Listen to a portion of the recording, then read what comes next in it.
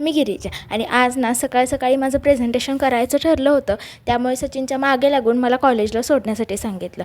कॉलेजला गेले, वातावरणसुद्धा खूप छान होतं. सगळे लेक्चर्स वगैरे अटेंड करत होते, पण आज माझं प्रेझेंटेशन होईल की नाही असा डाऊट होता. त्यानंतर ब्रेकमध्ये मस्त वडापाव खाल्ला आणि शेवटी काही माझं प्रेझेंटेशन आज झालंच नाही.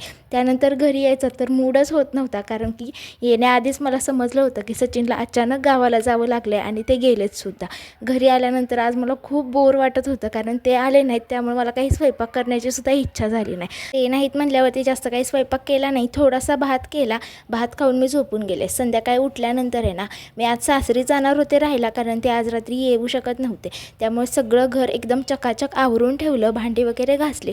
आणि त्यानंतर आहे ना, सचिन जेवढं गावाला जाताना सामान घेऊन गेले नसतील ना, त्यापेक्षा जास्त सामान मी 5 मिनिटाच्या अंतरावर जाण्यासाठी गोळा केलं होतं, कारण उद्या तिकडूनच पुढे मी कॉलेजला जाणार होते.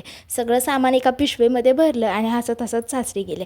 तिकडं जाऊन बघते तर तिकडे ऑलरेडी कडाकणी बनवायचा बेत चालू होता. आधीच कडाकणी लाटून झाल्या होत्या, त्यामुळे मी मस्त अशा सगळ्या कडाकणी तळून घेतल्या आणि कडाकणी खूप जास्त सुंदर झाल्या होत्या. त्यासाठीची एक माळ काढून ठेवली आणि बाकीच्या कडाकण्या मस्त आम्ही खाऊन घेतल्या. रात्री मस्त थालीपीठ खाऊन दिवसाचा शेवट केला. भेटू आपण उद्या.